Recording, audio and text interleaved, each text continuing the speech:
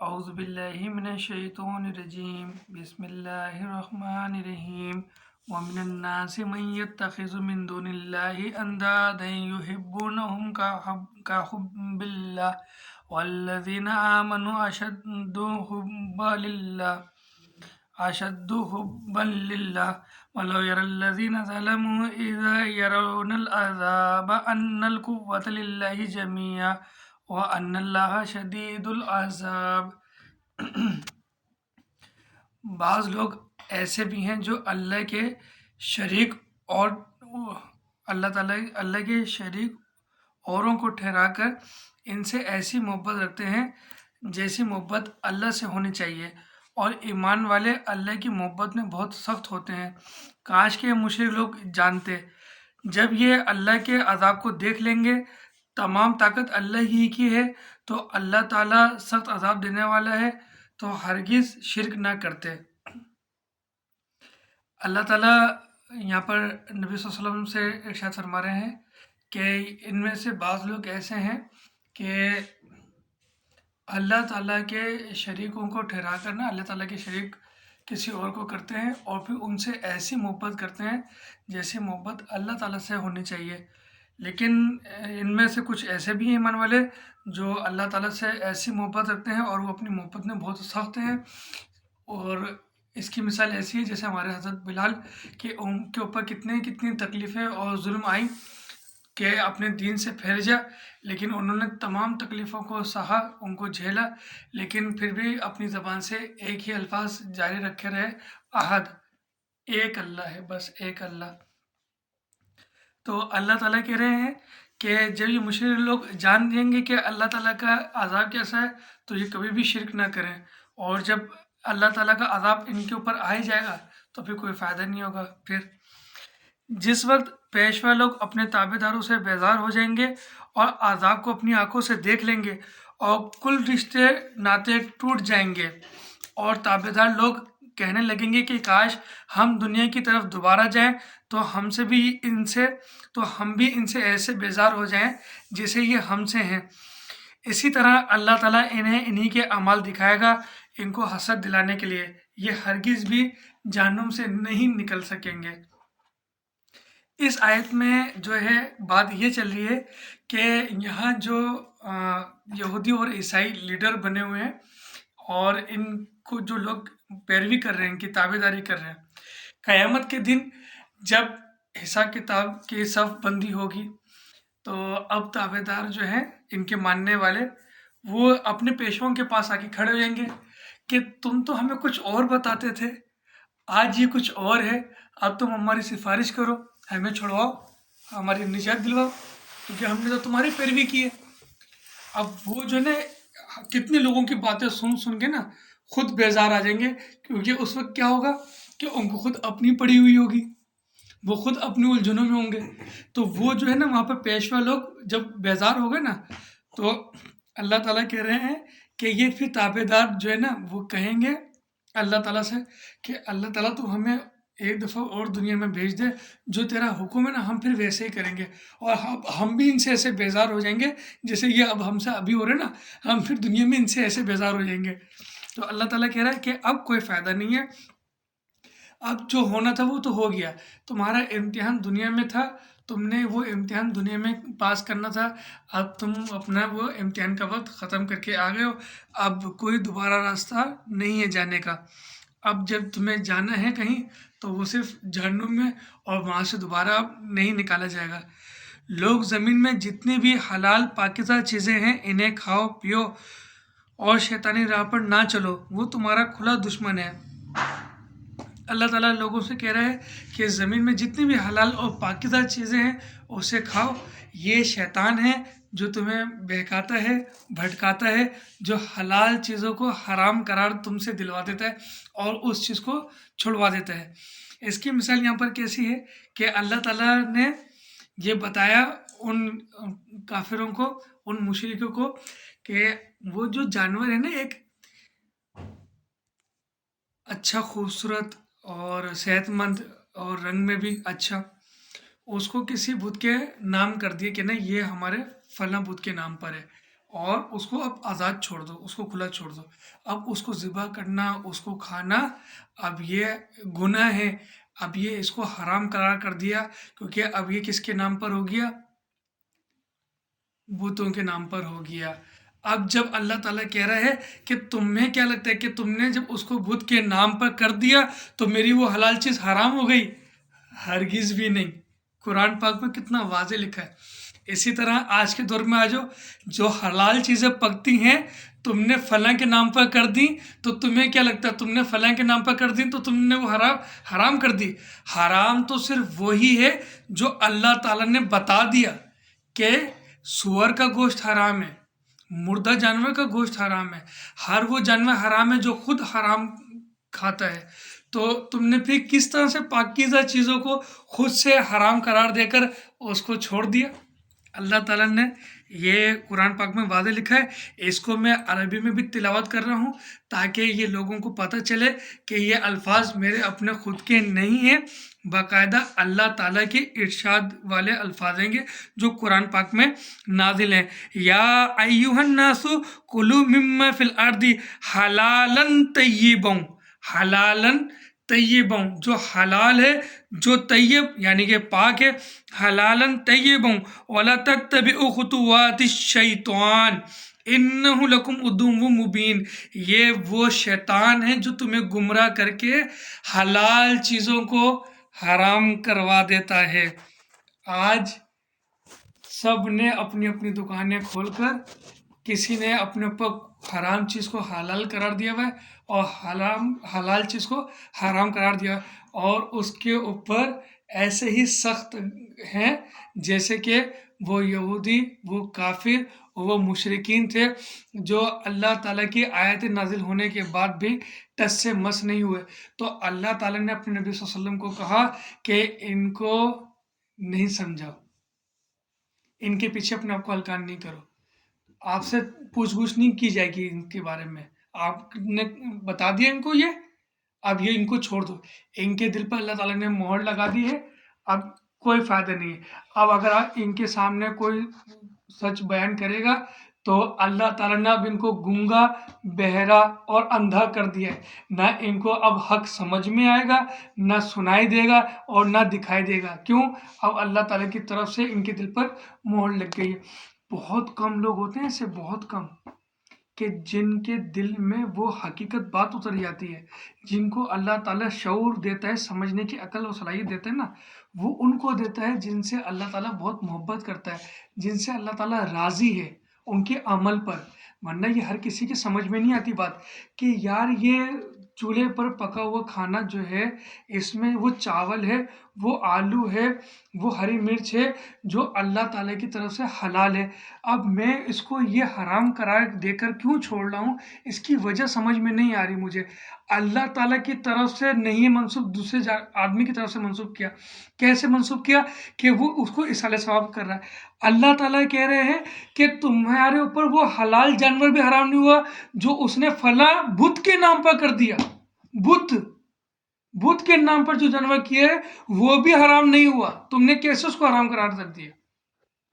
تم اس کو ذبح کرو اور کھاؤ، ایسا نہیں ہے کہ اس کو تم نے نام کر دیا کسی ولی کے تو وہ کھانا حرام کر دیا۔ تم اپنی بسم اللہ الرحمن الرحیم پڑھو اور کھاؤ، کیا اس کے اندر حرام اجزاء شامل ہے؟ کیا آلو کی جگہ اس کے اندر کتے کا گوشت شامل ہے؟ کیا چاول کی جگہ اس میں سور کا گوشت شامل ہے؟ اگر ایسا نہیں ہے تو وہ حلال پاک کھانا ہے تو تم کھاؤ بسم اللہ پڑھ کر۔ اگر وہ کسی بھی انسان کی طرف منسوب نہیں ہے، کسی بھی ولی کی طرف منسوب نہیں ہے، تم نے حلال پیسوں سے کما کر کتے کا گوشت پکا کے کھا لیا، حرام ہے، وہ سیدھا سیدھا حرام ہے۔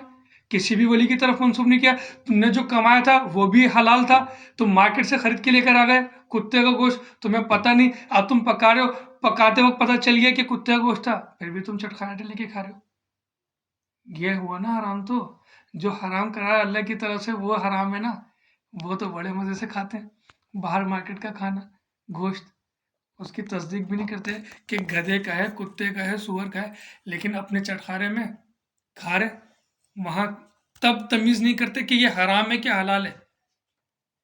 یہ بات واقعی میں ہے یا نہیں حقیقت میں؟ تو अल्लाह ताला से दुआ है कि अल्लाह ताला हमें समझ बूझ दे और हमें सीधे रास्ते पे चलने की तौफीक अता फरमाए। वो तुम्हें सिर्फ बुराई और बेहयाई के काम की तरफ राग़िब करता है, शैतान जो तुम्हारा खुला दुश्मन है। और अल्लाह ताला तुम्हें इन बातों का हुक्म देता है जिनका तुम्हें इल्म नहीं, जिनके बारे में अल्लाह तुम्हें बता रहा है, तुम वाकई में उसके बारे में नहीं जानते कि क्या हराम है क्या हलाल है, तुम्हें थोड़ी मालूम है।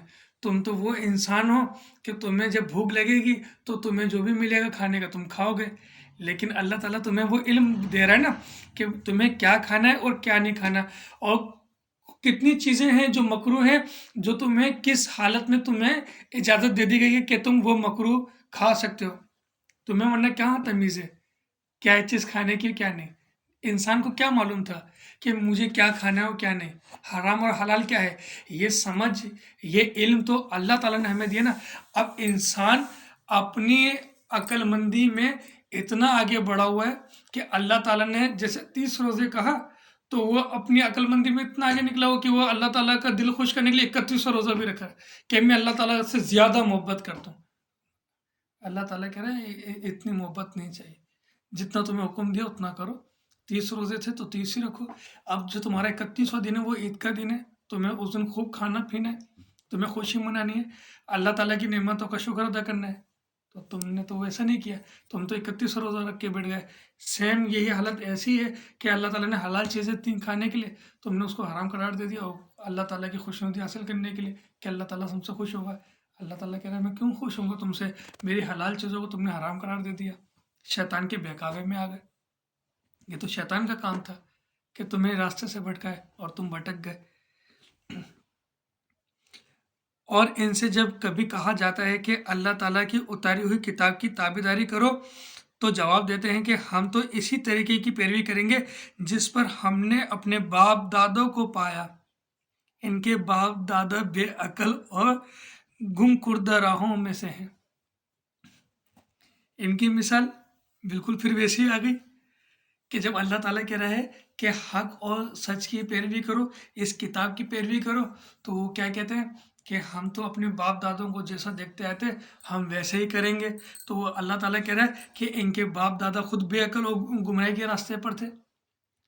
बिल्कुल इसकी मिसाल ऐसी आप ज़्यादा नहीं लगाइएगा अपने पास ये बात कि मैं आपको ही निशाना बना, ऐसा नहीं है। ये मुश्तरका तौर पर बात कर रहा हूँ क्योंकि ये टॉपिक आपसे पहले भी चलता हुआ आया है, और बहुत सारे लोग हैं ऐसे जो इस तरह से हलाल चीज़ को हराम करार देकर उसके ऊपर डटे हुए हैं, और बहुत सारे ऐसे भी हैं जो वाकई में इस हक और सच बात को समझकर तो उन्होंने ये समझा कि यार कि चलो फातिहा का खाना हम नहीं देते हैं, हम फातिहा नहीं देते हैं, ठीक है, और ये ज़रूरी भी नहीं है हमारे दिन में कि कोई चीज़ बांटी जाए तो उसके ऊपर फातिहा या न्याज़ की जाए, लेकिन अगर घर में वो रिस्क आता है तो उसको खा लेना चाहिए क्योंकि उसमें कोई हर्ज नहीं है, वो हराम चीज़ नहीं है, और अल्लाह ताला की तरफ से हमें इजाज़त भी मिली हुई है। तो उन्होंने फिर अब खाना भी शुरू किया। तो ये जो अल्लाह ताला कह रहे हैं ना कि बाप दादों जो थे उनके बेअकल थे, गुमराह थे, तो उन्हीं लोगों की मिसाल है कि उनके बड़ों ने उनको जैसा बताया वो अपने घर में जैसे बाप दादों को देखते हुए वो वैसे ही कर रहे हैं, लेकिन अपनी अकल का इस्तेमाल नहीं कर रहे। अपनी अकल को इस्तेमाल नहीं कर रहे, अगर उनकी अकल इतनी काम नहीं कर रही तो सिर्फ यही देख लें कि हमारा रब हमें क्या हुक्म दे रहा है, हम सिर्फ अपने रब के हुक्म की ताबेदारी करें। जैसे कि अल्लाह ताला कह रहा है कि जब तुमसे कहा जा रहा है कि इस किताब की ताबेदारी करो तो तुम ताबेदारी करो। अब तुमसे जिसने कहा ताबेदारी करने के लिए, क़यामत के दिन उससे पूछ-गुछ होगी। जैसे कि अभी पिछली आयत में गुजरा कि अल्लाह ताला पेशवाओं को सख्त पकड़ेंगे कि तुमने जो इल्म हासिल किया था, तुमने उस इल्म को किस तरह से फैलाया, तुमने हक और सच बात को क्यों छुपाया, या तुमने इस बात को गलत क्यों बयान किया। अल्लाह ताला तो उन पेशों की गर्दन पकड़ेंगे। बिल्कुल इसी तरह से जैसे आज हमारे उलमा कराम हमें जो भी बात बताते हैं और हम उनके जो ताबेदार हैं और उस बात पर हम रस्सी पकड़ के चलना शुरू कर देते हैं, तो हमारी पकड़ इतनी नहीं है जितनी पकड़ हमारी उन पेशवाओं की, हमारे उन उलमा कराम की है।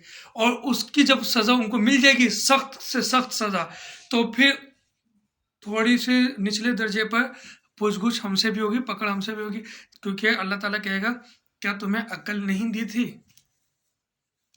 क्या तुम्हें समझ बूझ नहीं दी थी, क्या तुम्हारी अकल ने काम नहीं किया था, दिया था ना। वैसे तो तुम्हें सारे मामले समझ में आते थे, दुनिया के शऊर रखते थे सारा, जब कोई तुम्हें चूना लगाता था तो तुम फौरन भाग जाते थे, वैसे तो तुम दूसरे की चालाकियां खूब पकड़ लेते थे। अब जब तुम्हें अल्लाह ताला ने तुम्हें किताब में ये बात बताई थी और तुम्हें ये बात इस तरह से नहीं इस तरह से बताई, तो तुमने अपनी अकल को इस्तेमाल नहीं किया। और फिर ऐसा भी नहीं है कि क़यामत के दिन बंदा ये कह सके अपने रब के सामने कि अल्लाह ताला मेरे सामने तो हक आया ही नहीं, मुझे जैसा इसने बताया मैं तो वैसा करना शुरू हो गया। अल्लाह ताला कहेंगे जिसने जैसा बताया था तुमने वैसा किया। फिर उसके बाद दूसरा भी आया था तुम्हारी औलाद में से, तुम्हारे दोस्त में से, तुम्हारे पड़ोस में से, तुम्हारे रिश्तेदार में से, जिसने फिर हक बयान किया था। फिर क्या किया? अब वहाँ जब खामोशी इख्तियार कर ली ना, फिर अल्लाह ताला कहेंगे इसको भी डालो जहन्नम में। तो अल्लाह ताला से जो है ना हमें हिदायत की भी दुआ करनी चाहिए, अल्लाह ताला हमें हिदायत भी दे, सीधे रास्ते पे भी चलाए, और अल्लाह ताला जो है ना हमें अक्ल सलीम भी अता फरमाए कि हम अल्लाह ताला की इस हक और सच बात को सुनकर उसको समझ सकें। अल्लाह ताला हम पर बहुत मेहरबान है और हम पर बहुत रहीम है। अल्लाह ताला ने दीन में कोई सख्ती नहीं की है। असल में ये जो हलाल चीज़ को हराम करार का जो निकला हुआ है ना, वो इस किताब को समझते ना अगर सही, तो वो इस बात को कभी भी निकालते कि हलाल चीज़ को हराम करार दे देते। वो जो उस वक्त यहूदी थे ना, जो मुशरिकीन थे, वो जब जानवर ज़िबा करते थे तो जानवर ज़िबा करते वक्त वो अपने उन बुतों का नाम पुकारते थे। तो अल्लाह ताला ने उस वक्त ये कहा मुसलमानों से कि ये जो जानवर ज़िबा करते वक्त अल्लाह के अलावा किसी और को पुकारते ना, उस जानवर को नहीं खाना, वो तुम पर हराम है। कौन सा वाला जानवर? जो ज़िबा करते वक्त किसी और का नाम पुकारा, उस जानवर को नहीं खाना, वो हराम है। अब इस बात से क्या मंसूब किया कि अब जो घर में खाना भी पक रहा है ना, एक पाक साफ औरत के हाथ, और वो बिस्मिल्लाहिर्रहमानिर्रहीम भी पढ़ के पका रही है, और उसमें कोई हराम अज्जा भी शामिल नहीं है, लेकिन जब वो किसी आदमी को इस्साले सवाब करने के लिए मंसूब कर दिया तो उसको हराम करार दे दिया। इस कॉन्सेप्ट को रखकर कि जानवर जब ज़िबा हो रहा है तो वो किसी और के नाम पर था तो इसलिए जानवर हराम हो गया, लेकिन ये खाने को हराम इसलिए कर दिया कि वो किसी और की तरफ मंसूब है। लेकिन अल्लाह ताला ने इस बात को वादे कुरान पाक में करार दिया कि तुमने जो जानवर किसी बुत के नाम पर छोड़ दिया, किसी बुत के नाम पर उसको करके छोड़ दिया, ज़िबा नहीं है, जो छोड़ दिया वो हराम नहीं हुआ।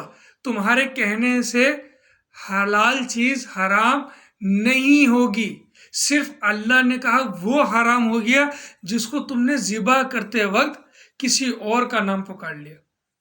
कितनी सीधी सी बात है, लेकिन उन्हें समझ में नहीं आया।